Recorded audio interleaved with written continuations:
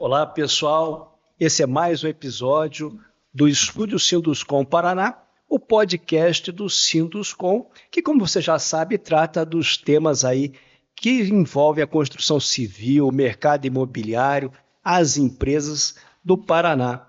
E hoje o nosso tema aqui desse nosso podcast é sobre inovação na construção civil, que é uma coisa que parece assim do outro mundo, mas está ali no dia a dia, não só das empresas, mas ali do consumidor, da vida das pessoas.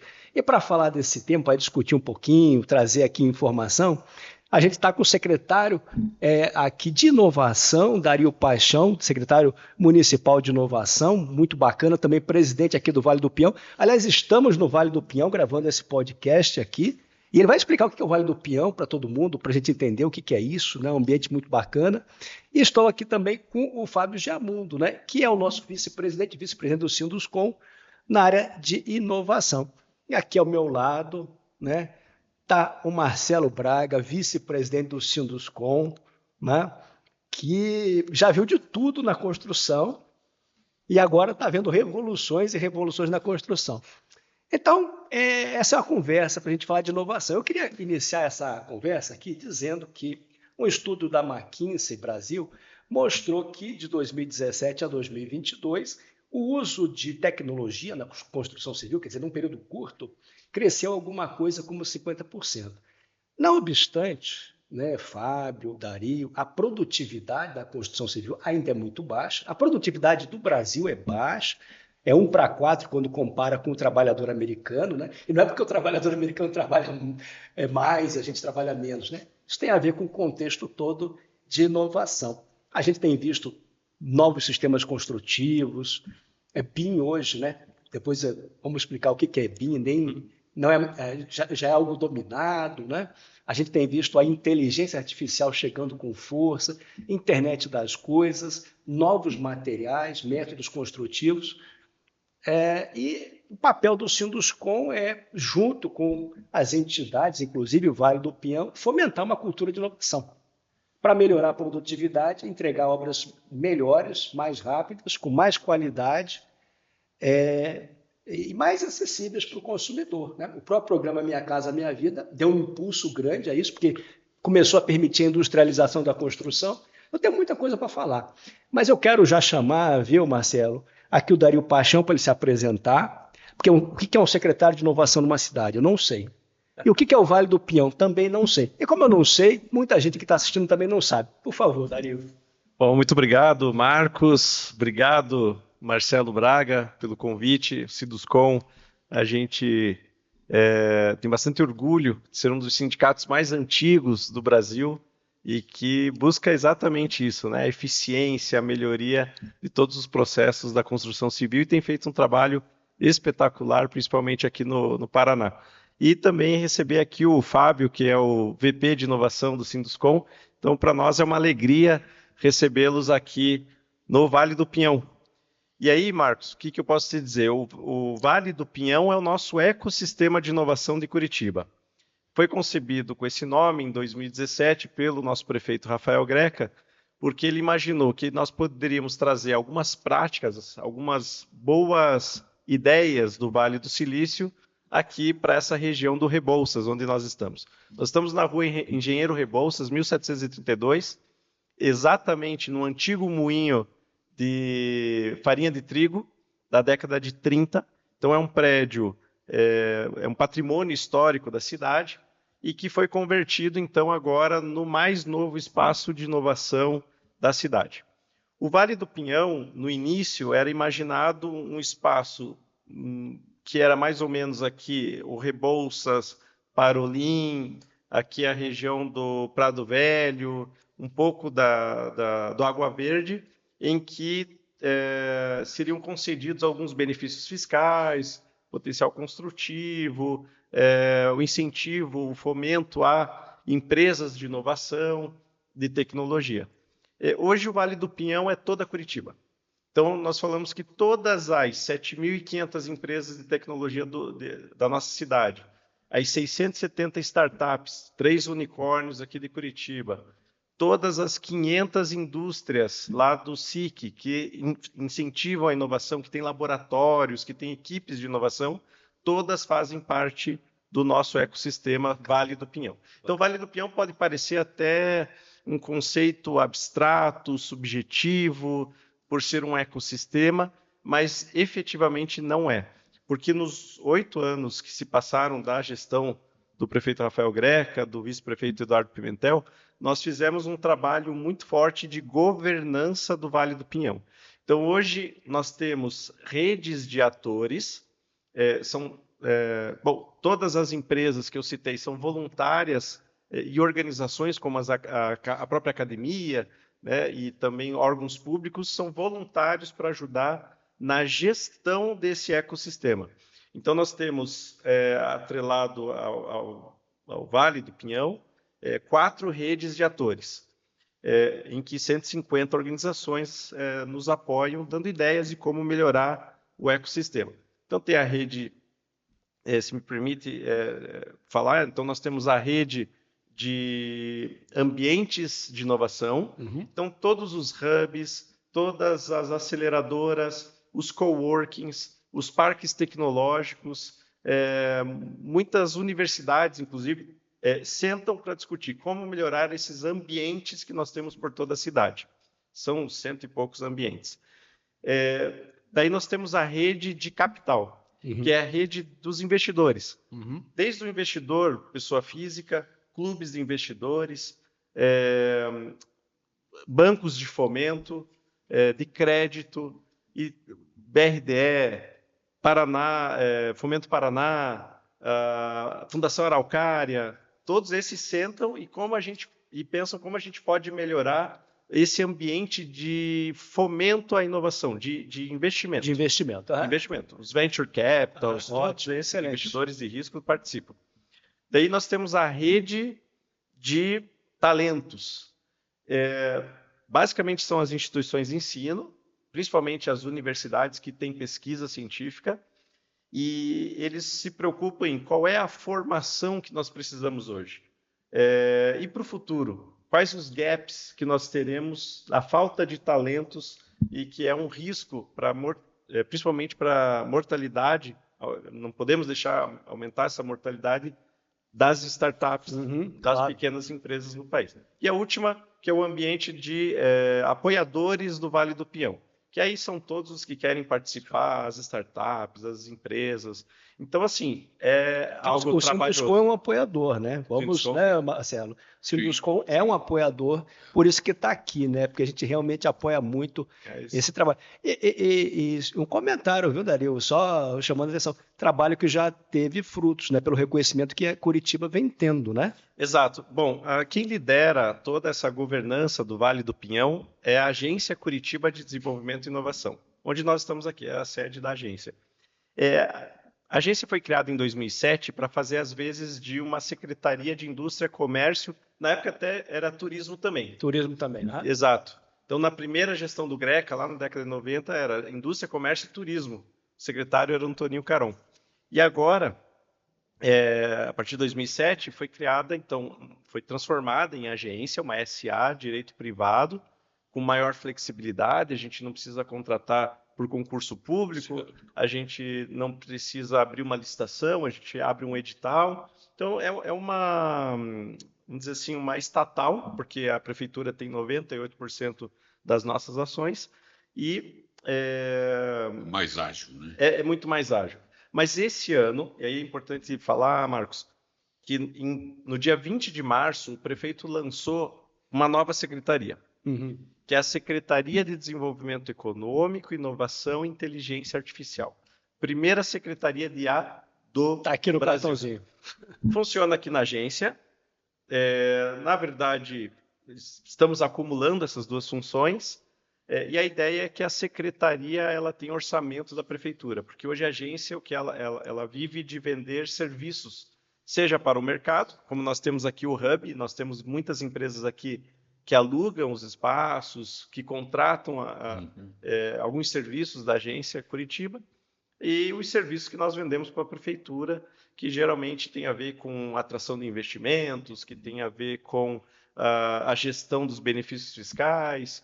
Então, é uma série de serviços que nós vendemos para a prefeitura e vivemos dessa forma. Legal. E para passar aqui para o Fábio, eu quero fazer uma menção. Nós estamos na rua Engenheiro Rebouças, né? Ou seja, que é uma referência na engenharia e no Estado, né? Exato. Muito bacana aqui essa referência indireta aqui, né, ao engenheiro Rebouças, né? O início da nossa história de inovação. Isso. A história de inovação de Curitiba passa por eles, passa pela primeira universidade do Brasil, que é a Federal do Paraná. Então, esse final do século XIX e o começo do século XX foram muito marcantes. Tem um histórico aí que... De obras bonitas, obras bacanas e marcantes. Fábio, eu quero, assim, nós estamos aqui num ambiente de inovação, né? Durante muito tempo, né, teve uma sopa de letrinhas aí, Construtec, Proptec, muita dinâmica aí, né? E mesmo assim, a gente ainda tem muito a fazer em termos de, sobretudo, produtividade, né? Sim. Você que tem uma experiência muito grande, né, em obra, em processo de industrialização, em construção, em Lean, né? Enfim. Como é que você está vendo hoje o cenário de inovação? O que você destaca? O que você vê aí de questões que temos, desafios que temos para enfrentar? Sim, os desafios são muitos, né? Então, primeiramente, acho que parabenizar a organização desse evento. Mais uma vez a gente falar sobre inovação. Estou sentindo que o mercado, né, constantemente está aumentando a frequência, né, de trazer esse tema para o nosso mercado de construção. E atualmente é um assunto super importante quando a gente fala realmente da produtividade, né, de como melhorar, né, os indicadores do nosso mercado, né? Antigamente, a construção civil e o agronegócio eram considerados aí o patinho feio, né, do nosso mercado. O agronegócio se modernizou, produtividade absurda, disparou. Hoje é um orgulho, né, pro nosso, né, pro mundo todo. E a construção ficou para trás, né? E o que a gente pode fazer, né, para buscar essa melhoria? E quando a gente fala de inovação, eu sempre trago a questão da inovação relevante, né, para a construção, né? O que é uma inovação relevante? Não é o bolar um robô para fazer alvenaria, porque a alvenaria não é algo produtivo, né? Então, se nós não olharmos, né, realmente para troca de sistemas construtivos, né, trazer mais, pelo menos, racionalização e industrialização, o nosso mercado realmente não vai crescer. Tem um dado do CAGED muito interessante. Ele fala o seguinte: há 10 anos atrás, nós tínhamos 3,6 milhões, 3,4 milhões de trabalhadores na construção civil, mercado formal. Atualmente são 2,8. Então, em 10 anos, nós perdemos 600 mil funcionários, porque o mercado está mudando, né? Existem, até por conta, né, de muita inovação, enfim, outras formas, né, de ganhar dinheiro que não seja o trabalho pesado, né? Então, houve migração, seja para iFoods, Uber, enfim. Então, teve uma fuga dessa mão de obra. E quando você perde 600 mil funcionários em 10 anos, né, se você pegar aí uma obra, seja vertical ou horizontal, que tenha na média 100 funcionários, são 6 mil obras que não tem mais mão de obra, né? E o que fazer? Então, não vai repor essa mão de obra. Tem um outro, né, estudo, do Sinduscon de São Paulo, recentemente publicou, que a idade média nos canteiros de obras vem subindo, porque não repõe uma mão de obra mais jovem, né? Então a mão de obra hoje está na faixa de 40, 42 anos, a média, e é uma mão de obra que daqui a pouco vai sair desse mercado e a reposição não tem, né? Então a gente perde muito mais do que repõe essa mão de obra, né? E como fazer, né, para que a gente consiga continuar entregando tudo aquilo que o mercado demanda, né? Então o Marcos está aqui, que acho que pilota, acho que é, né, a maior empresa de pesquisa aqui do mercado imobiliário, enfim, né? Quantos alvarás, né, que saem, quantas obras de execução e quanto de mão de obra que a gente tem, né? Então, quando hoje a gente fala inovação em construção, eu vejo que a gente tem que estar muito focado naquela inovação para que a gente consiga, né, fazer acontecer, né, criar, resolver o problema da mão de obra, né? Como fazer mais com menos, né? Resumindo, como a gente consegue melhorar a produtividade, né? Então a gente vê hoje, né, o nosso Sinduscon, né, do Paraná, acho que é um dos maiores, né, Sinduscons do Brasil, né? Temos aí 760 associados, algumas empresas grandes, né, com capacidade de realização, de produção, e a maioria dos nossos associados ainda, né, com uma capacidade menor, né, que falta ainda muito conhecimento. E eu acho que o nosso desafio, né, desse ano, até nessa pasta mesmo desse ano, é levar informação, né, divulgar boas práticas de sistemas construtivos, o que nós já temos disponível, porque a indústria está pronta para nos atender, né? Então temos aí algumas barreiras fiscais, algumas barreiras que a gente precisa vencer, o mercado precisa vencer, para que a gente fomente muito mais esse uso de tecnologia construtiva, no mínimo racionalizada, né? Eu divido racionalizado e industrializado. São coisas diferentes. Diferentes, né? Qual é a diferença? Só para entender aqui. Racionalizado, por exemplo, eu vou fazer uma alvenaria. Fazer alvenaria não é empilhar tijolos, né? Se eu pelo menos modular os blocos de vedação e eu fizer uma montagem desta alvenaria, eu dobro a produtividade do pedreiro diária. Mas eu continuo usando um sistema que não é um sistema tradicional. Industrializado, eu posso industrializar no canteiro, por exemplo, fazendo kits elétricos, kits hidráulicos, ou, que seria a melhor solução, buscar realmente a indústria para nos suprir, né, de sistemas off-site, enfim, que favoreça muito ainda a produtividade. Claro que esbarra em muita questão. Tem questão cultural, em sistemas construtivos, tem questões financeiras, né, às vezes, né, o mercado de construção, quer dizer, o cliente final, um apartamento ou uma casa, é o bem de maior valor que ele adquire, né, na vida dele, né? Então ele precisa, né, de financiamento, ele precisa normalmente de uma condição dessa. Então, às vezes, as construtoras e incorporadoras precisam de prazo para dar para o cliente resolver essa questão financeira. E muitas vezes não fecha a conta de você entrar com sistemas industrializados, racionalizados, que, claro, obviamente, custam um pouco mais caro, mas a conta no final valeria a pena se a gente realmente utilizasse do benefício da antecipação do prazo para resolver o problema do incorporador. Mas aí você esbarra na questão financeira, poder de compra, né, financiamento, né? Então, enfim, é um assunto assim que daria para a gente falar em 10 podcasts desse daqui, né? Agora, o ambiente tem mudado. A gente viu aqui pela pesquisa da McKinsey. Eu vou perguntar aqui para o Marcelo Braga, que já tem alguns anos de prática. Não estou falando nada, viu? Não estou me referindo lá. Já é a segunda vez, né? Mas, sem querer ofender, né? Mas, é claro, mas você viu muita mudança. Ele falou aqui da questão cultural, né? Sim. Eu lembro, você vai lembrar, quando... Não sei nem qual foi a primeira empresa que trouxe drywall aqui para Curitiba. Foi um escândalo. Ninguém vai comprar isso aí, tem drywall. Sim. O drywall é um exemplo clássico, né? O drywall ele apareceu na década de 80 e acho que quem trouxe isso foi a Auer. Auer, é isso aí. E você vê que o grande problema da inovação na construção é justamente a quebra de paradigma. Não basta, eu me lembro nesse período a resistência que havia com relação aos mestres de obra. Junto com o drywall foi o aparecimento do bloco de concreto. Que não queriam. O bloco de concreto também foi execrado, porque era mais pesado que o tijolo era o produto que tinha em abundância na região, aqui, né? E o pedreiro ele estava acostumado a trabalhar com tijolo. Então, o bloco já houve resistência, e no drywall, então, bateu num outro ponto mais importante, que é a ponta do comprador do imóvel. Então, é aquela criação de uma história de que, no filme americano, o cara atravessa a parede numa briga, fura a parede, enfim, que não seria uma coisa durável. E o Auer começou a fazer drywall em prédio de alto padrão. E lutou.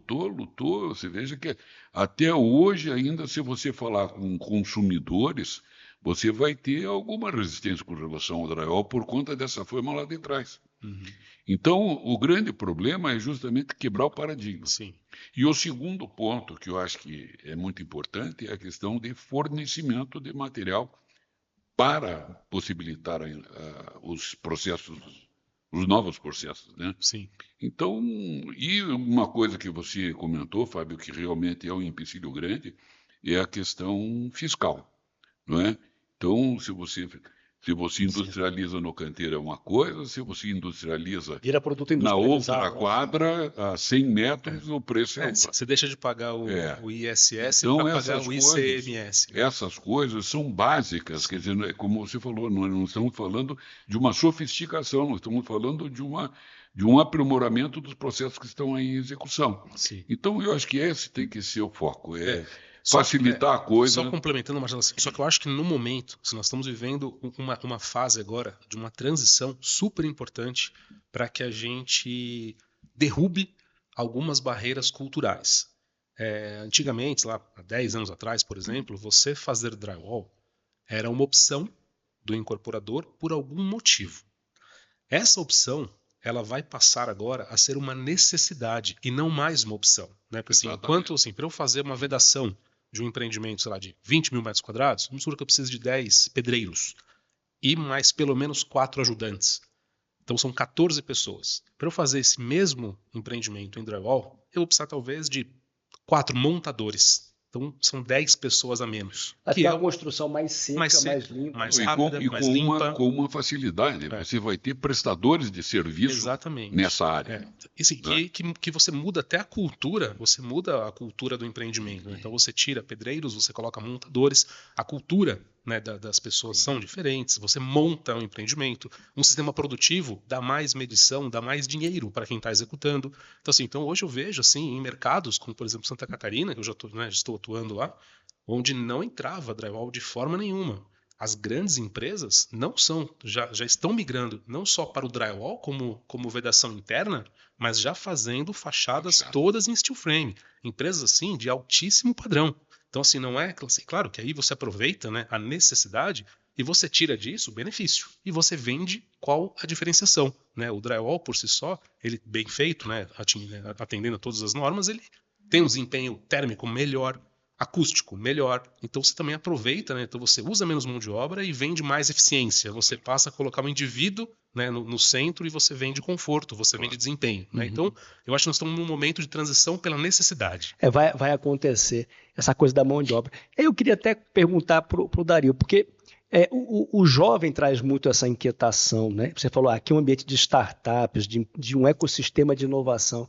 Eu lembro, a minha empresa tem 20 anos, um pouco mais que 20 anos, mais ou menos há 20 anos, chegaram 5 jovens engenheiros da Federal.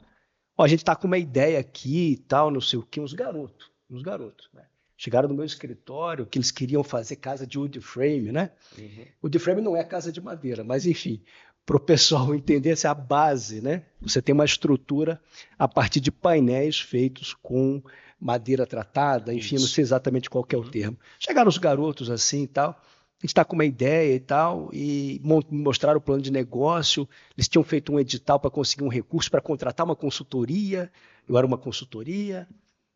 Aí eu olhei aquele plano de negócio, disse, isso aí não vai dar certo, esse plano de negócio aí, você pode nos ajudar? Falei, posso, quanto que vai custar? Falei, nada, eu vou ajudar vocês. E a gente ajudou, em resumo, Tec Verde. Tec Verde. Show. Que é uma empresa daqui, que agora, quando teve essa enchente, infelizmente, esse problema lá no ano passado, lá em São Paulo, né? Agora tem no Rio Grande do Sul. Lá em São Paulo, lá no litoral, foram lá fazer as casas lá, né? Uma empresa paranaense, uma empresa que nasceu aqui em Curitiba, engenheiros jovens e tal. Então, assim, a pergunta que eu faço para o Dario, essa fome de inovação, essa inovação na construção, está sendo acolhida aqui no Vale do Pinhão? E como é que está sendo feita essa conexão? Porque aqui estão os compradores, né? Os compradores, o Sinduscon tem os compradores. A gente podia, na verdade, aproximar os compradores, que são as construtoras, que querem soluções. Sim. Nós queremos soluções, né, para a construção. Isso. Bom, acho que primeiro comentar que Curitiba é considerada o segundo melhor ambiente para startups do Brasil. Só perdemos para São Paulo.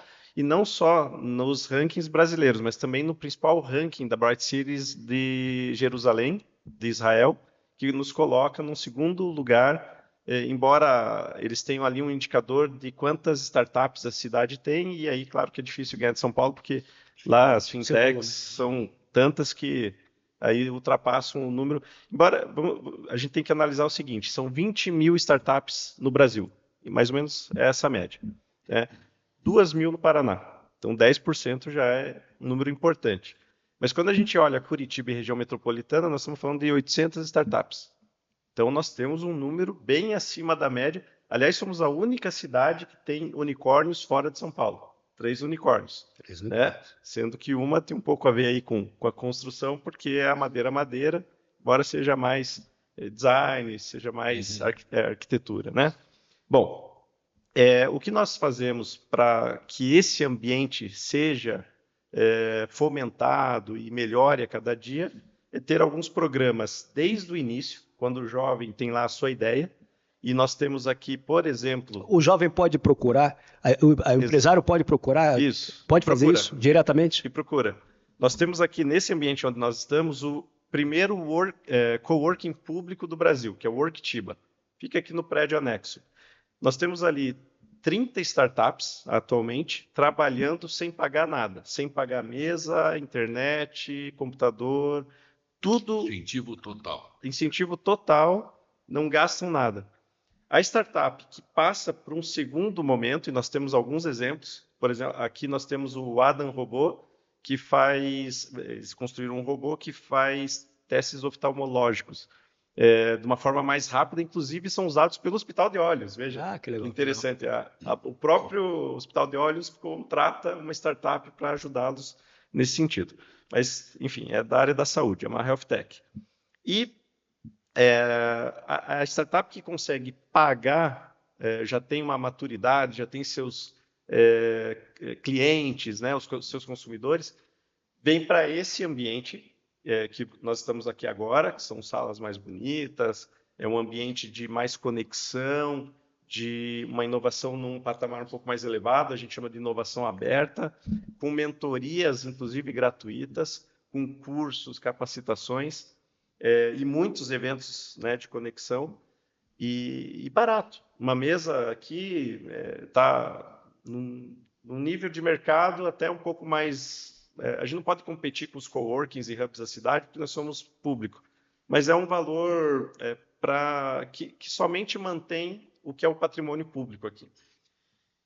Então, essas startups, e aí eu gostaria de citar aqui a obra-prima, elas estão agora aqui num evento, estão com 50 pessoas aqui em cima, eles são um marketplace para construção civil, e eles têm um aplicativo para gestão de canteiro de obras. Estão aqui em cima agora, está uma barulheira lá que eles estão fazendo uma atividade deles.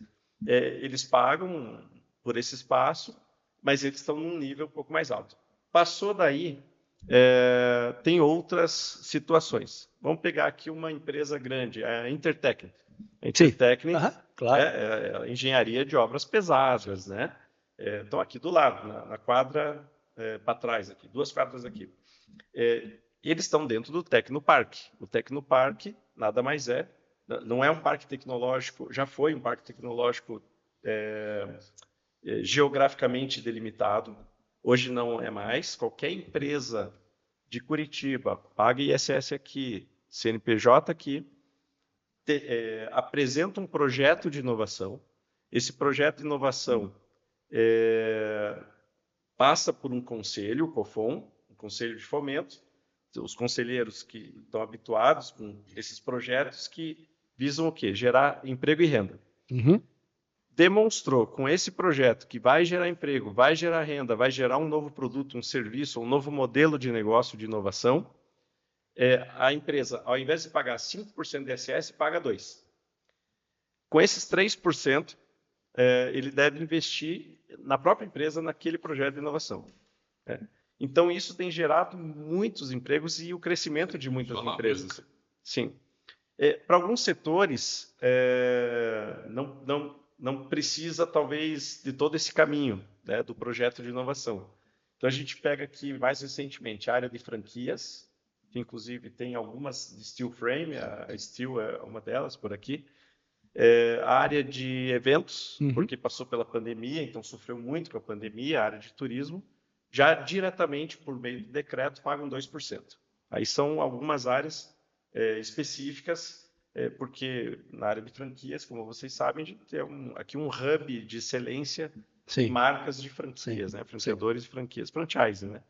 Então, veja, comecei lá, desde a ideia do jovem até uma empresa já consolidada, grande, os unicórnios todos são muito gratos ao trabalho que foi feito aqui no Vale do Pinhão. Eu vou até, a gente infelizmente está, o assunto é bom, passa rápido, mas a gente podia fazer uma rodada das construtoras com as startups para fazer propostas de inovação. E aí até, já pedindo aqui para o Fábio, né, para dar levantar a bola assim, né? que o mercado está precisando? O que as construtoras estão precisando de inovação? Você vê, ó, isso aqui são coisas interessantes para se fazer. Se a gente tivesse que fazer uma encomenda, o que você acha que é uma inovações importantes aqui para o setor? Sim, essa é uma boa pergunta. E assim, hoje, se você, né, perguntar para a maioria, vai focar muito nessa questão do aumento da produtividade, sem dúvida nenhuma. Esse é o foco. O foco é, sem dúvida nenhuma, esse. E quando a gente fala assim, aumento da produtividade, claro que a gente vai falar sobre mão de obra, nós vamos falar sobre sistemas construtivos, mas não é só isso, né? Então, eu vou falar, né, desde assim, quando a gente fala que a cadeia ela está sobrecarregada, vamos dizer assim, não é só a cadeia da mão de obra produtiva. Hoje eu tenho projetistas entregando projetos num prazo maior. Eu tenho hoje falta de profissionais, seja mestres de obras, engenheiros, mão de obra em si, e também assim, ferramentas de gestão. Né? O que eu posso criar de ferramentas de gestão, né? O que essas Construtecs poderiam nos ajudar para fazer um controle de custo numa obra, um controle de planejamento, sejam as built, né, de um projeto para que a gente evite, né, retrabalho do projetista. Então, assim, tudo aquilo. Né, então, a gente já vê, né, algumas questões. Eu lembro quando surgiu lá atrás, né, os drones, né, filmando as obras. Hoje em dia a gente faz muito escaneamento com nuvem de pontos. Né, tem algumas, né, startups, Construtecs aqui mesmo de Curitiba que já fazem isso, né, e já supre bem assim, o nosso mercado. Quer dizer, são coisas que vieram surgindo para que a gente realmente nos tornasse mais produtivo como mercado, né? Não só como mão de obra produtiva. Então, assim, hoje nós temos essa carência de ter mais produtividade em todos os pontos. Né? Então, desde a fase orçamentária, né? O que eu posso ter, né, de um software, de algo que eu posso ler realmente este projeto modelado em BIM, que vai me dar todo o quantitativo no momento certo para eu fazer uma engenharia de custo com mais inteligência e ter mais tempo para isso. Né? Então, eu troco, né, em vez de eu ficar produzindo um quantitativo, eu invisto o meu tempo melhor na análise do quantitativo e não na produção dele. Então, já temos algumas ferramentas, mas são poucas ainda, não são todos que possuem acesso. Então, o BIM tem que ser mais desenvolvido, né? O Sinduscon está fazendo um trabalho, né, com um grupo de trabalho BIM, né, sobre esse assunto. Enfim, tem muitas coisas, mas hoje a gente tem que focar realmente na produtividade. Né? A mão de obra está cada vez mais escassa, a gente tem que, vamos dizer assim, eu sempre falo, a gente tem que democratizar mais alguns sistemas construtivos que hoje ainda estão assim, muito concentrado na mão de poucas e grandes construtoras. Né? Assim, o que os nossos associados podem ter, né, acesso a novas tecnologias? O que para eles, o que não seria assim, um problema traumático de cultural e custo que pudesse introduzir para que ele pudesse realmente fazer uma conta diferente? Né? Como que o Sinduscon, como que a gente pode se aproximar, né, desse associado para multiplicar realmente, né, explicando, né, algumas boas práticas de aplicação. Né? Esse ano a minha pasta está fazendo, né, no Sinduscon alguns painéis, né, que nós estamos chamando de painéis de inovação e tecnologia. Já fizemos um de estrutura, em agosto agora faremos um focado em fachadas, e até o final do ano mais 2, para trazer realmente os associados, está sendo transmitido, enfim, para mostrar assim, olha, isso aqui existe, tem gente fazendo e existem benefícios. E os benefícios são esses. Né? E quando a gente fala de benefício hoje, a gente está sempre focando em utilizar menos mão de obra, que hoje é realmente a maior dor do setor. Né?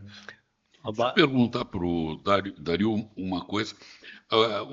Aqui no Vale do Pinhão são muitas as empresas, existem várias empresas voltadas para a construção, Sim, desenvolvendo novas ideias. Hein? Eu considero que sim. É claro que, como falou o Fábio, tem setores que a gente não vê muita inovação ainda, né? Principalmente no que é o hardware, né? Modelar na prática materiais de construção. Mas eu levantei aqui uma lista só dos que estão no Tecnoparque, que já é uma lista boa aqui. Então, nós temos a BIM Start, por exemplo, ela faz projetos BIM para construção de indústrias, de fábricas. A gente tem a Automonos, que é como se fosse um Uber de equipamentos para construção civil. Né? Então, ajuda nessa questão da mobilidade geral para as construções. Nós temos a Automa, que é a de drone, trabalha com BIM por meio dos drones. Tem a Seccional, que faz construção da parte elétrica de cidades, instala poste e tudo mais. Nós temos a Credipago, que foi comprada agora pela unicórnio Loft. Agora eles vão mudar todo o nome para Loft. E ela dá crédito para a Balista e a Val. crédito e aval, né, para quem quer comprar ou alugar casa. Tem uma série de outras aí que... Mas o que você falou, Marcos, é muito interessante, essa questão de unir as fontes. Porque eu acho importante para quem desenvolve o processo saber o que a indústria precisa, Sim. porque as coisas convergem, né? Uhum. Então, e às vezes esse distanciamento faz com que se desenvolvam algumas coisas que, vamos dizer, que acaba não convergindo. Sim. E, na verdade, nós precisamos de gente produzindo e gente consumindo. Nós estamos com uma agenda lá, junto com o pessoal da FIEP e tal, que chama Agenda Tech. E quando nós começamos a conversar, quais que eram as dores, né? A dor das Construtecs é que eles não tinham acesso às construtoras. E a dor das construtoras é que a gente não sabia quem eram as Construtecs. Né? Então, enfim, quer dizer, esse elo realmente ele é fundamental. Né? O presidente, posso te chamar de presidente? Não, senhor. Não? Isso é uma piada interna, ele sabe, é uma piada interna. Vice-presidente, eu vou fazer uma provocação de encerramento aqui, porque a gente tem que fazer o nosso encerramento. Vamos, né? Estamos aqui com o vice-presidente de inovação, vice-presidente do SCOM, aqui o secretário de inovação. Eu acho que é o momento, né, de a gente fazer um fórum, de eventualmente reunir essas duas pontas, ter uma mediação, o Fábio fazer uma explicação, uma exposição, e a gente tentar fazer essa aproximação, né? Acho que seria bom para todo mundo, bom para Curitiba, bom para o Paraná e bom para o Brasil. Né? Tá aí feito o convite no ar aí, né? Não, para nós isso é muito relevante. Nós temos agora principalmente a preocupação com a inteligência artificial e da mesma forma como a questão das Construtecs, unir os pontos. Né? É isso aí. Por exemplo, na inteligência artificial nós temos várias, tem pesquisador, tem startup, de tudo quanto é área e ninguém se conversa. Então a gente está colocando agora todo mundo para conversar, fazendo um mapeamento. Isso que nós vamos fazer. Na área de construção especificamente, a gente sabe que mais ou menos, Fábio me corrija se estiver errado, mas das 20 mil startups do Brasil, 1.000 mais ou menos são das Construtecs. Mas assim, fragmentadas em muitas soluções diferentes. Sim, né? É isso mesmo. Então por isso que em algumas soluções você não vê nada, você vê muito pouco. Tem uma aqui que só trabalha com restos de sobras de obra. E aí eu diria o seguinte, para Curitiba, o que é importante? Além de unir esses pontos todos, nós recebemos o prêmio de cidade mais inteligente do mundo.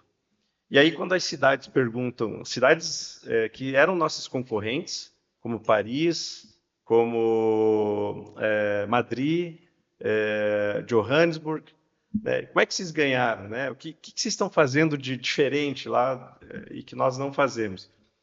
E muitas das cidades têm muito mais dinheiro do que nós, muito mais. Né? E a gente até tem essas cidades como as smart cities do mundo. Né? Embora já ganhou lá Seul, já ganhou Copenhague, já ganhou Xangai, Nova York, e nós estávamos na vez ali. Eu dou o exemplo da nossa cereja do bolo que foi feita agora por essa gestão. Eu falo lá do lixão, que se transformou num aterro sanitário, e esse aterro sanitário virou uma pirâmide solar, e essa pirâmide solar com 8.000 placas, e que tinha uma favela ao lado, o cachimbo ali, o pessoal vivendo em palafitas. Agora o prefeito acabou de entregar 70 das 1.200 casas que serão feitas ali naquele novo bairro do Cachimba. Quer dizer, com asfalto, com saneamento, o governador também liberou 500 milhões, meio bilhão de reais para asfalto, para saneamento.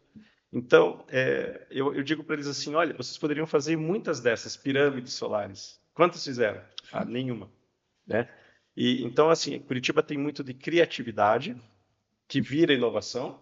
Lembrando o Theodore Levitt, né, um dos pais do marketing, que dizia que a criatividade é pensar coisas novas, mas inovação é fazer coisas novas. Então, tem que ir para a prática. Mas tudo que da construção civil puder ir, e das Construtecs, puder ir para a área da sustentabilidade, para a área do processo social, de auxiliar, por exemplo, a área de reciclagem, ajudando pessoas que fazem reciclagem a criar suas empresas, os seus pequenos empreendimentos, a virar um MEI. Né? Tudo isso pode fazer com que todo o mercado se beneficie. Maravilha.